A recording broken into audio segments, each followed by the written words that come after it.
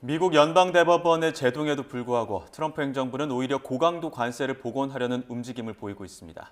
정부는 국익을 최우선으로 두고 대책을 마련한다고 밝혔지만 불확실성이 커지는 상황에 야권에서는 비판의 목소리를 높이고 있습니다. 또 100일 앞으로 다가온 지방선거 상황까지 두 분과 함께 짚어보겠습니다. 이승훈 민주당 전략기획위 부위원장, 윤기찬 국민의힘 법률위 부위원장과 함께합니다. 어서 오세요.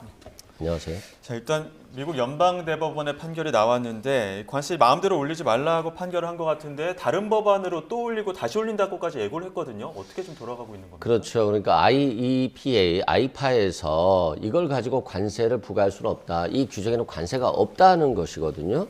그렇기 때문에 이게 위법 무효 판결이 됐기 때문에 결국엔 관세 부과는 향후 안 되고 앞으로 과거에 부과됐던 것도 환급해줘야 되는 상황이에요. 그런데 많은 나라들과 관세 협상을 체결했죠. 특히 일본, 대만, 유럽, 그리고 한국까지 체결했잖아요. 예. 그럼 이 사람들은 합의해서 15% 관세를 매기고 대미 투자를 하기로 했는데 대미 투자를 하기로 협상하지 않은 뭐 캐나다라든가 중국, 멕시코 같은 건 펜탄지 관세도 무효가 돼 버렸거든요. 그럼 이런 나라들은 0%가 될 거 아니겠습니까? 그러면 대미 투자 협상을 한 나라가 오히려 불리하기 때문에 지금 무역 122조에 따라서 15%까지 올린 것 같아요. 그래서 이제 트럼프는 이게 위법 무효 판결이 날 가능성까지도 대비해서 그러면 어떻게 할까? 상호관세 15%를 다 매겨버리자. 이런 겁니다. 근데 이건 또 5개월밖에 유지할 수가 없어요. 예. 그리고 5개월이 넘어가면 미 의회의 승인을 받아야 됩니다. 근데 미국 트럼프 대통령을 지지했던 공화당의 많은 의원들조차도 이 관세에 대해서 굉장히 우호적이지 않습니다. 그럼 미 의회에서 동의를 받지 못할 것이고 이 관세도 안 되는 거거든요. 그럼 앞으로 어떻게 되겠습니까? 우방국들이 한국, 일본, 대만, 유럽만 관세를 물어야 되는 상황이 될 수도 있잖아요. 그래서 이제 이러한 부분들에 대해서 신중하게 이제 보고 있는 건데 트럼프 대통령은 일단은 내가 IEPA 외에도 관세를 합법적으로 부과할 수 있어. 너희들에게 15% 다 부과할 거니까 앞으로 환급 문제 요구하지 마. 기존의 대미 투자 협상한 거 그대로 가야 돼. 라고 하는 압박을 주고 있는 것인데 당분간은 이 압박 전략이 좀 통할 것 같고요. 예. 다만 그렇더라도 이제는 조금 시간이 지나면 트럼프를 향해서 환급해줘라는 소송까지도 잇따르지 않을까라고 생각됩니다. 네, 일단은 트럼프 대통령이 150일 정도는 시간을 번 상황이고 관세 정책을 강행하겠다는 의지는 좀 견고해 보이는데 앞으로 변수가 될 수 있는 미국 그 무역법과 관련된 조항 어떤 게 있습니까? 저는 개인적으로 뭐 우리나라 관련돼서는 이제 불확실성이 늘었다 이렇게 평가들을 하고 있는데 이게 무역 확장법 232조인가요? 이 부분은 살아있는 거잖아요. 예. 저희가 품목 관세는 이걸 기초로 해서 부과된 것이기 때문에 예. 국가 안보를 상대로 우리나라의 수출 전선에는 크게 변화가 없다라는 생각이 들고 오히려 불확실성이 커진 이유는 뭐냐면 그 보전적 차원에서 추가 관세, 대체 관세를 부과하는데 우리 품목 관세가 높아질 가능성도 있는 거고 또 하나는 그 232조에 의해서 부과될 가능성이 있는 것이 이제 반도체 관련 품목 관세. 예. 그다음에 의료기기, 의약품 이건 아직 산정 중에 있는데 이 부분이 높아질 가능성이 있다는 거죠.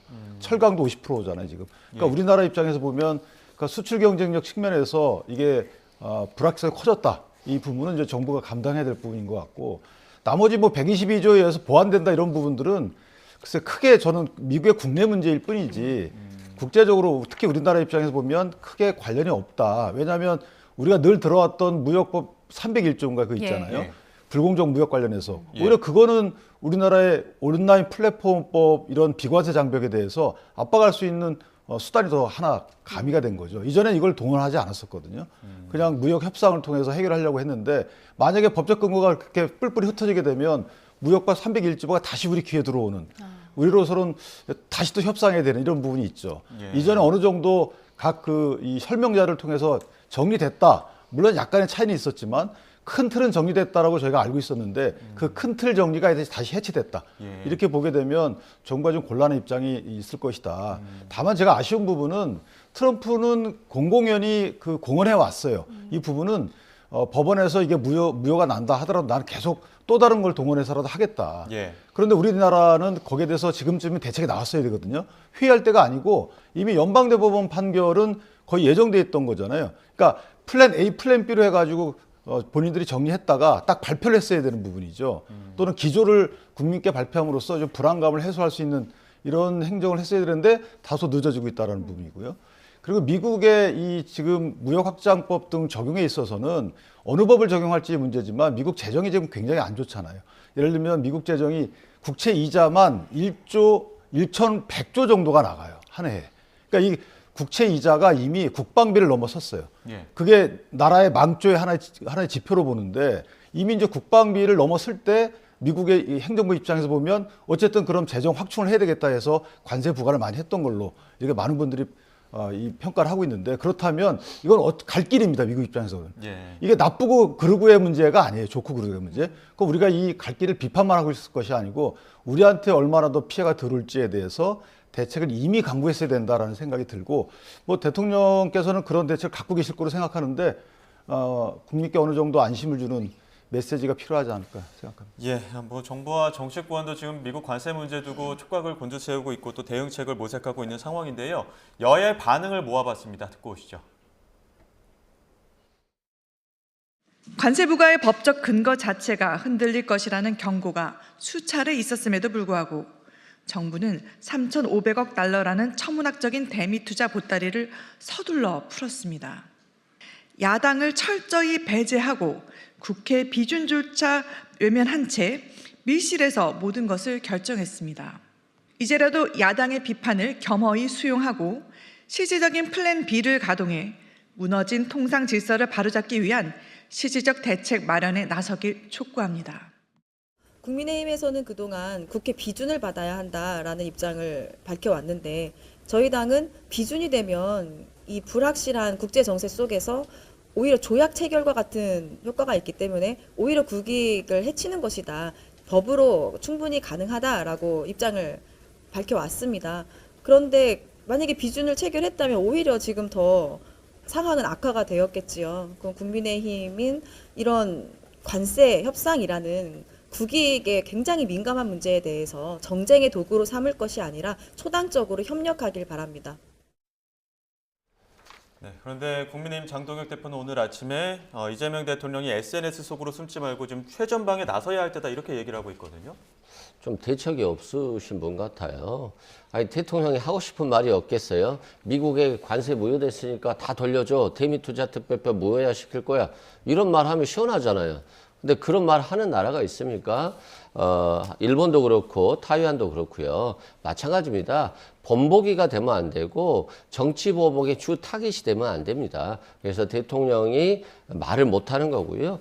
다만 대책은 다 세워졌다라고 봐요. 이게 위법 무효 판결이 될 가능성이 매우 높았기 때문에 예. 앞으로 기업들이 어떻게 환급을 받아낼지 그리고 다른 슈퍼 301조라든가 또는 232조 무역확장법 등을 통해서 품목 관세 등에 대해서 우리나라에게 보복을 했을 때를 대비해야 되는 것이잖아요. 그래서 일본과 대만, 한국은 실은 같이 가야 되는 겁니다. 거기에서 가장 힘이 센 EU만 지금 이 관세 협상 다시 하자라고 하고 있거든요. 그러니까 EU라든가 먼저 선제적으로 나선 국가들의 대응을 좀 봐야 될 것 같고요. 또한 조약 체결 비준과 관련해서도 이 참 답답한 얘기를 해요. 대한민국 국익을 위한 건데 지금 조약 체결하자 이게 말이 안 되잖아요. 미국은 이제 조약을 비준할 수도 없어요. 위법 무효 판결이기 때문에 할 수 없다 말씀드리고 또 국회 비준이 됐다고 한다면 국가 간 조약으로서의 효과가 있기 때문에 안 한 게 낫지 않았겠습니까? 그런 측면에서는 괜한 정치적 주장을 하고 있다라고 말씀드리고요. 일본 같은 경우는 지금 위법 무효 판결이 났지만 1차 투자를 계획을 확정했어요. 한 52조 정도인데요. 핵심 광물과 에너지 분야거든요. 그런데 만약에 일본도 이걸 취소하고 싶을 수 있습니다. 근데 막상 취소하면 바로 품목 관세, 예를 들어서 반도체라든가 바이오라든가 철강, 자동차 여기에 대한 보복이 들어올 수 있기 때문에 당분간은 좀 지켜보면서 미국과의 추가적인 협상도 고려해 봐야 된다라고 생각되고요. 국익에 있어서는 여당이든 야당이든 좀 같이 물밑에서 협상하면서 미국과 대응하는 것이 가장 좋은 방법이다라고 말씀드립니다. 네, 말씀하신 대로 당분간 일단 우리 정부는 로키 대응 유지할 걸로 보이는데 당정청이 함께 회의를 열었잖아요. 이재명 대통령 각종 사안에 대해서 직접 목소리 내고 있는데 여기에 대해서도 언급할 가능성이 있다고 보세요? 언급하셔야 된다고 보는 게 어느 정도 설명을 해줘야 되겠죠. 왜냐하면 지금 재벌 기업들은 대통령이 그 불러서 몇 번 여러 가지 회의를 했잖아요. 그 회의가 뭐 적절치 않다는 저희 비판도 했고. 근데 지금 이제 황금 여부와 관련돼서도 회의를 해야 되는 거예요. 왜냐하면 이건 재벌 기업만의 문제가 아니고 특히 중소기업의 문제가 크거든요. 그러니까 일부 기업은 이미 환급 소송이 들어갔다는 거잖아요. 그러니까 이게 아까 변호사님 말씀 주신 것처럼 지금은 미국과에서 보복이 더 뭐 안 좋아지는 경우를 대비해야 되기 때문에 환급을 통해서 오히려 저희가 더 찍힐 수가 있는 거니까 그래서 이게 기조를 정해야 되겠죠. 그래서 기업들, 그 많은 기업들에 대해서 우리 정부가 일단 창구 단일화를 하자라든가 그래서 미국과 협상을 통해서 환급 여부나 환급 만약 하게 되면 절차를 어떻게 할지 이런 것들에 대해서 미리 정부가 다 정해놔야 되겠죠. 어느 정도. 물론 강요할 수 없지만 권고를 할 수 있는 거거든요. 그렇다면 그런 거를 아직까지 안 했다는 것도 저는 좀 의아한 부분이 있어요. 이 환급 문제가 그냥 단순 기업 차원의 문제가 아니고 미국과의 또 다른 통상 이 문제로 발전할 수 있는 여지가 있기 때문에 그다음에 이제 비준 문제를 아까 좀 여당의 저런 그 인식 보고 깜짝 놀랐던 게 아니 비준을 지금 하고 안 하고를 떠나서 비준의 대상이라고 보면 야당한테 자세히 설명했어야 된다는 소리죠. 설명을 들은 야당이 이걸 일방적으로 비준할지 문제는 또 다른 문제입니다. 근데 설명하는 절차를 생략한 게 비준을 통과시킨 거잖아요. 근데 이 결과론적으로 저렇게 얘기한다는 그럼 대미투자특별법 왜 만듭니까? 그러니까 앞뒤가 안 맞는 부분이고 비준을 했다 하더라도 지금 미국에서 법적 근거가 사라진 거기 때문에 그 부분은 또 다른 문제예요. 근데 지금에서도 여당이 야당에 대해서 책임을 떠넘긴다. 있을 수 없는 문제죠. 설명을 제대로 했어야 될 거 아니겠어요? 근데 지금 저런 식의 국정 운영 태도가 맞는 거예요. 책임을 통감한다 또는 책임이 없으면 이 부분 사실은 여당의 책임이 크진 않아요. 제가 보더라도 미국의 책임이 큰 거죠. 그러나 여당 입장에서 보면 대책을 잘못한 부분이 이제 또 다른 책임으로 다가오는 것인데 지금 저렇게 비준 문제를 다시 꺼냄으로써 지금 본인들의 치부를 저렇게 드러내는데 그 치부를 갖다 야당으로 떠넘긴다? 저 있을 수 없는 여당 대변인의 논평이라고 봅니다. 예, 오늘 아침에 정청래 대표가 양자회담도 제안했습니다. 그러니까 행정통합 이슈긴 합니다만 또 이와 관련해서 관련된 이야기들도 나올지는 한번 지켜봐야 될 것 같고요. 저희는 여론조사 내용을 좀 보겠습니다. 오늘 아침 나온 지지율이 좀 유의미한 지지율이 나왔습니다. 이재명 대통령에 대한 국정수행평가, 긍정평가가 4주째 올랐고 58.2%로 거의 60% 선에 근접한 상황인데 지금 지난주 목요일 금요일 조사 결과거든요. 어떤 부분이 좀 이 긍정 평가를 상승하는 요인이 있다 보십니까? 일단 정부에 대한 신뢰, 안정감이 있어요. 이재명 대통령 보니까 굉장히 정책을 안정적으로 쓰는구나.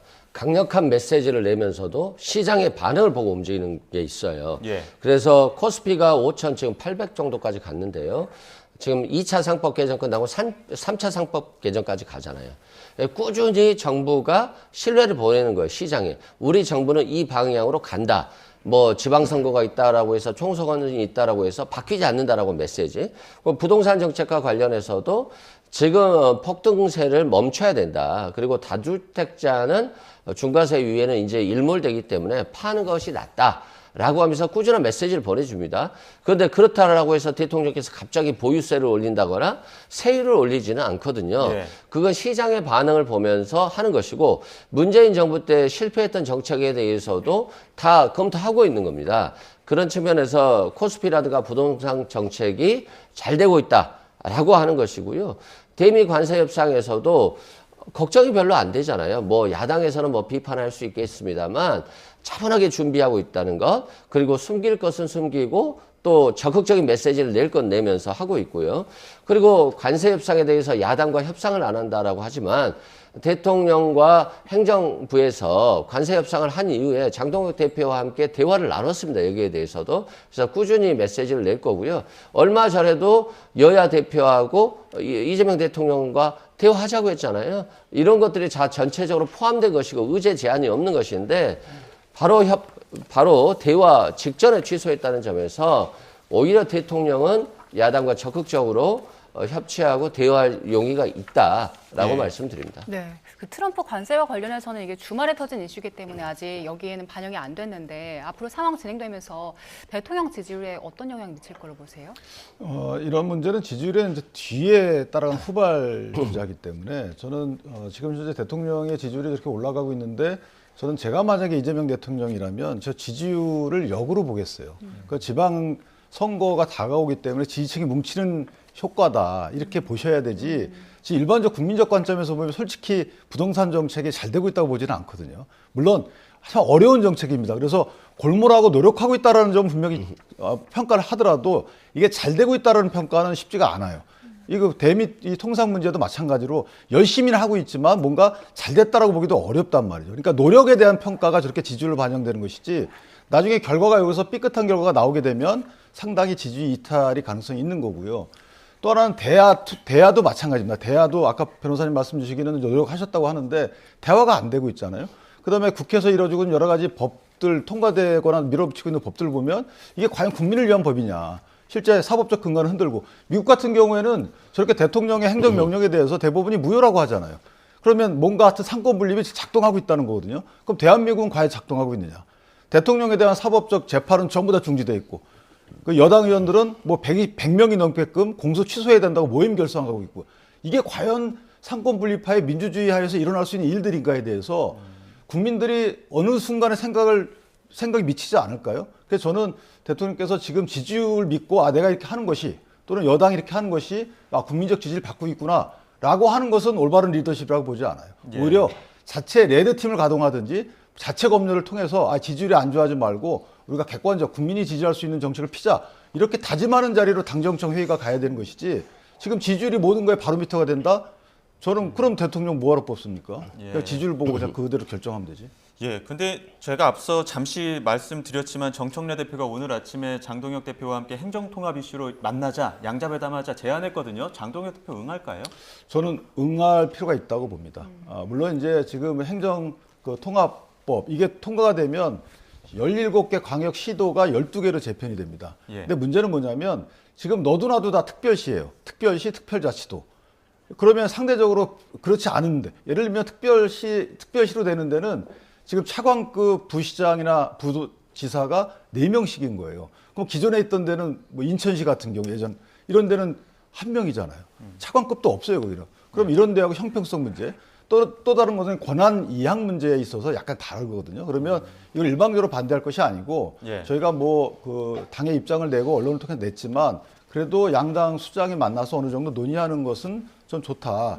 민주당 입장에서는 지금 이번에 2월 임시국회에서 통과시키겠다는 거기 때문에 네. 어쨌든 막는 차원에서라도 만나서 이견을 나누는 것이 맞지 않겠는가라는 생각을 합니다. 정당 지지율도 간단히 확인해보고 가겠습니다. 민주당 지지율은요 3.8%포인트 상승하면서 48.6% 기록했고요. 국민의힘은 3.5% 하락하면서 32.6% 지지율 기록했습니다. 양당 격차가 더 벌어졌네요. 그렇죠. 일단 이재명 대통령이 뭐 부동산, 코스피 여러 가지 분야에서 잘하고 있고 민주당이 당내 불협화음보다는 아무래도 정부의 성공을 위해서 좀 열심히 조력하고 있다는 측면이 작동된 것 같고요. 국민의힘 같은 경우는 뭐 국민들이 다 아시지 않겠어요. 지금 이 정당에 지지를 할 수 있을까에 대한 의문이 있는 것이고 그 시기가 이제 점점 끝나가는 것 같습니다. 제가 봤을 때는 장동혁의 시간도 이제 끝나지 않았는가. 여러 번 기회가 있었음에도 불구하고 저류는 하지 못하고 또 통합하지 못하고 한동훈이 됐든 오세훈이 됐든 이런 경쟁 주자들을 좀 끌어들이고 포섭해서 통합하는 모습을 보여줘야 되는데 저륜도 못하고 통합도 못하면서 당세를 계속 쪼그라뜨리고 있거든요. 이런 것들이 저륜을 넘어서 정말 무능한 정당이다. 이 정당이 어떻게 여당을 견제하고 국민을 위해서 작동할 수 있을지에 대한 의문이 생긴 것 같거든요. 예를 들어서 당명 개정 같은 경우도 정말 본인들이 그게 필요하다라고 한다면 설 전에 했어야 됩니다. 그래야지만 설 때 이 당명에 대한 회자가 되고 이게 지방선거에 영향을 미칠 수 있는 건데 그 시기를 놓쳐버린 거예요. 그래서 당명 개정은 본인 스스로도 철회했잖아요. 이건 지금 당명 개정하면 오히려 마이너스다라고 생각한 것이고 당명 개정과 동시에 지도부가 바뀌거나 또는 사람이 바뀌거나 정책이 바뀌거나 뭐 저륜 이런 것들이 바뀌어야 되는 거잖아요. 아무것도 바뀌지 않는 채 이름만 바뀌면 혼란만 주고 이 당에 대한 이름조차도 알지 못하는 상황이 발생할 수 있다라고 하는 우려가 결국 장동혁 대표가 받아들인 거거든요. 이건 장동혁 대표가 자신이 지금 진행하는 것들이 당에 도움이 안 된다고 하는 걸 인정하는 거예요. 그나마 뭐 국민의 입장에서 보면 다행일 수는 있겠습니다만 제1야당이 정상적으로 작동하는 것이 결국에는 견제와 균형 측면에서 굉장히 좋은 어떤 국가의 모습이거든요. 그래서 이제 장동혁의 시간은 끝났다라고 저는 개인적으로 보고 있고요. 그 이후 국민의힘이 앞으로 어떻게 할 것인가에 따라서 국민의 마음을 회복할 수 있는 기회는 한 번 정도는 아직은 남지 않았나. 뭐 개인적으로 이렇게 예측하고 있습니다. 전 당 지지율이 1심 선고, 윤 전 대통령 1심 선고와 장동혁 대표의 그 절연 없는 입장 발표 이후에 나온 여론인데 그런 부분들도 좀 작용을 했다고 보십니까? 저는 그 윤 전 대통령의 계엄, 그 계엄 선포 이후에 뭐 여러 가지 갈등, 그다음에 이 계엄이 내란에 해당한다는 판결 이런 과정을 통해서 당 지지율은 올라갈 수가 없는 상황이죠. 여기에 더해서 사실 지금 있는 것은 당 갈등도 한몫했다고 봐요. 당 갈등이 어쨌든 뭔가 이거를 조정하고 취합해서 아까 변호사님 좋은 말씀 주셨는데 야당의 가장 큰 역할은 여당 견제예요. 유능함입니다. 근데 지금 무능한 정당이 돼버렸잖아요. 매일 갈등만 하고 누가 책임이니 이거 따지고 있잖아요.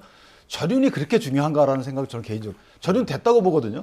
그래서 장 대표도 여러 번 얘기를 했어요. 이미 그런 것들은 다 몇 번 얘기를 했고 이 절윤을 운운하는 것은 실제 책임을 떠넘기겠다는 거고요. 책임을 져야 될 거 아니겠어요? 정당이라면. 그다음에 나는 책임 회피겠다는 거 그 이상도 이하도 아니라고 봐요. 지금 절윤이 안 됐습니까? 그러면 장 대표가 절윤하겠습니다라고 하면 다 인정할 건가요? 저는 그 도저히 이해가 안 가요. 그럼 절윤하겠습니다라고 하면 민주당이 위원정당 해산 이거 추진 안 할 거예요? 그다음 제2 내란 특검 추진 안 했을까요? 이거 분명히 뻔히 보이는 거 아니겠어요? 그런데 당의 헤게모니 싸움을 위해서 자꾸만 절윤 카드를 들고 나오는 건데 물론 대선 이 지선 주자들은 이해가 돼요. 지선 주자들은 본인들의 중도층을 향한 행보를 해야 되겠죠. 그런데 지금 당은 저렇게 지지율이 더 낮아지는 부분은 저는 지지층이 흔들리는 부분도 없지 않아 있다고 생각을 합니다. 그래서 이 부분은 어찌됐든 원인은 어디에 있다고 분석하든 의원총회를 통해서 뭔가 같은 녹여내야 될 것 같아요. 어떤 방식이든 녹여내서 당의 하나의 입장이 나와야 되는 것이지 친한계 의원들분은 뭐 어떤 형태를 하더라도 승복하지 않겠지만 나머지 의원들분들은 최소한 뭔가 당의 입장을 녹여내서 그 하나의 된 입장 갖고 지선을 치러야 되지 않을까 이런 생각합니다. 네, 지금 지방선거 100일 앞두고 있는 상황인데 여야 모두 당내 상황이 편치만은 않은 것 같습니다. 오늘 그 이재명 대통령에 대한 공소 취소 모임이 정식 출범하는데 현역만 104명입니다. 관련해서 여러 가지 목소리가 나오고 있는데요. 그 관련 목소리 함께 듣고 오시죠. 거기 드신 분들 빨리 나오세요. 뭐 그런 이상한 모임에 왜 들어가서 검찰의 그동안의 그런 불법 행위가 있었다는 확신이 들면 국정조사를 하든가 입법권을 행사를 해야지. 아니 멀쩡하게 압도적 과반수를 가진 여당에서 무슨 1000만 명 서명운동을 한다고 그러고 많은 사람들이 미친 것 같은 짓을 하면 그 사람들이 미쳤거나 제가 미쳤거나 둘 중에 하나일 거 아니에요.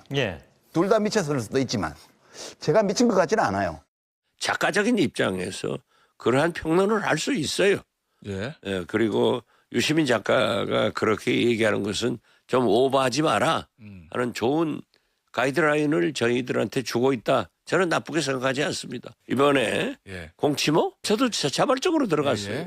아니 제가 검찰로부터 얼마나 부당한 탄압을 받았어요. 잘못됐다 하면 자기들이 공소 취하를 해야 될 것 아니에요. 안 하잖아요.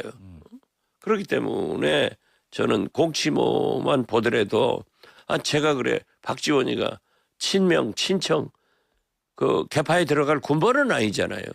이건 아니다. 검찰 개혁을 하기 위해서 아니다. 거기에는 지금 보면은 뭐 친명도 친청도 찐명도 안 들어간 사람도 있고 그래요. 자발적으로. 네, 일단 상당히 많은 현역 의원들이 여기 가입을 한 상황인데 유시민 작가는 이거 미친 짓이다, 이상한 모임이다 이렇게 평가했네요. 뭐 유시민 작가가 정말 작가적인 차원에서 이런 말을 했다고 한다면 뭐 별 말은 없죠. 어쩔 수 없죠. 다만 아직도 민주당 내에서 정치적인 영향력이 있는 상황에서 미친 짓이다라고 하는 표현은 굉장히 부적절했다. 저는 그렇게 생각하고요. 공소 취소 모임이 대통령의 개인적인 이익을 위해서만 모였다라고 한다면 잘못된 것일 수도 있습니다. 그런데 그간 검찰이 해왔던 조작 수사라든가 압박 수사라든가 왜곡 수사 같은 것들도 정황들이 하나씩 나오고 있어요. 특히 상방울 대북 송금 사건 같은 경우는 공범 피고인들이 검사실 옆방에 모여서 같이 술 먹고 쌍방울이 가져온 음식 파티했다는 거 아니에요? 근데 거기에 대해서 검찰이 전혀 그런 적 없다라고 했습니다만 지금 하나씩 밝혀주고 있잖아요. 쌍방울에서 법인 계좌, 법인 카드로 사가지고 음식을 가지고 갔고 소주도 뭐 팩에 담아서 갔고 원래요 공범들은 철저하게 분리합니다. 교도소 직원들이 철저하게 분리해서 말을 못 맞추게 하고 그러고 나서 진술을 분리해서 봤거든요. 근데 공범 피고인들이 모여서 술 먹고 음식 먹고 하면서 말을 맞췄다?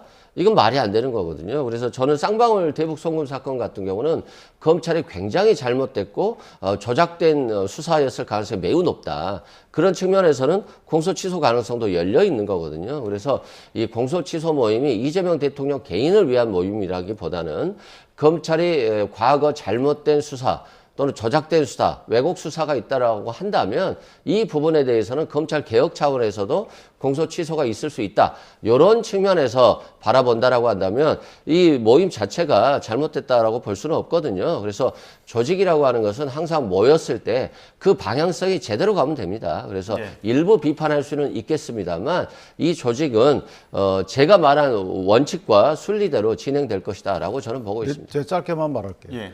이게 동료들에 대해서 이 공소 취소하자는 거하고 다름없잖아요. 이재명 대통령도 이전에 동료였으니까. 이게 말이 돼. 이익 집단입니까? 예를 들어서 국민의 뭐 어떤 사안에 대해서 공소 취소하자라는 모임을 결성했으면 이해가 돼요. 그다음에 만약에 검찰이 조작 기소했다든가 수사 과정에 문제가 있으면 법원이 판단하는 거예요. 그 증거를 쓰지 않든가 공소 기각 판결을 한다든가. 공소 기각 판결 나오고 나서 우리 항소 안 하겠다. 뭐 그래도 십중 제가 좀 이해를 하겠는데 아니 법원에 의해서 통제 이 절차를 거치지 않으면 누가 이 공소가 잘못됐는지를 누가 판단합니까? 아니 내 동료에 관한 사항을 내가 판단해요? 있을 수 없는 일들을 하고 있는 거예요. 이거 말이 안 되는 거예요. 10시 반에 한 3분 뒤면 3, 4분 뒤면 그 공식 출범식이 있는데 현장에서 혹시라도 좀 새로운 소식이 들어오거나 새로운 이야기가 들어오면 저희가 다시 한번 정리해서 전해드리고요. 저희는 이번에 국민의힘 이야기도 좀 해보겠습니다. 국민의힘도 오늘 의총에서 경론이 오갈 것으로 예상되는 상황입니다. 뭐 전륜 거부를 놓고 내용이 커질 수 있을 것이다 이런 이야기도 있고 또 오세훈 서울시장은 장동혁 대표를 직격하기도 했는데 관련 목소리부터 듣고 오시죠.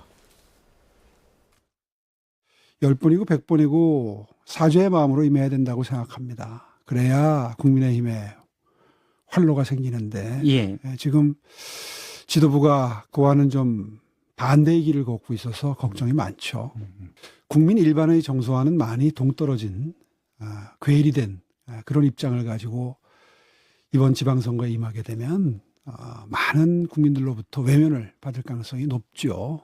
당권 유지에 더 관심이 많은 속마음이 그런 입장 표명으로 드러난다고 생각을 하고요. 전쟁에서 져서 나라를 잃고 나서 그 나라의 지도자를 한들 그게 무슨 의미가 있겠습니까? 그런 관점에서 지금이라도 무엇이 민심인지 좀 심사숙고해 줬으면 하고 하소연할 뿐입니다. 저는 전장에 나설 장수입니다. 뒤에서 후방 지원을 충분히 해주기를 간절하게 바라는 거죠. 일각에선 비대위 전환까지도 이야기하고 있던데 오늘 의총에서 어떤 이슈가 가장 격할 것으로 보입니까? 저는 뭐 사퇴 요구를 일부 분들이 할 가능성이 있죠. 늘 해왔던 분들은 할 거예요. 그런데 개인적으로 그것보다는 뭔가 당 의원들 전체 명의의 입장문이 나오는 과정이지 않을까라는 생각을 해요. 왜냐하면 어차피 좀 있으면 선대위로 이제 이 지도체제가 변경이 되잖아요. 물론 지도체제가 와야 된다는 의미는 아니고. 그러니까 뭐 지도부 사퇴라는 갖고 경론을 하기보다는 어떤 입장, 분명 뭔 입장을 내야 됩니다. 의원들이 의원들 명의로 뭔가 입장을 내야 돼요. 결의를 해야 됩니다. 그래야지 이게 더 이상 당의 갈등이 일단 봉합이라도 되는 거기 때문에 저는 뭔가 의원들 명의의 입장이 나올 수 있는 그런 경론 단계다. 그렇게 평가합니다. 알겠습니다. 여기까지 듣겠습니다. 지금까지 이승훈 민주당 전략기획위 부위원장, 윤기찬 국민의힘 법률위 부위원장 두 분과 함께했습니다. 고맙습니다. 고맙습니다.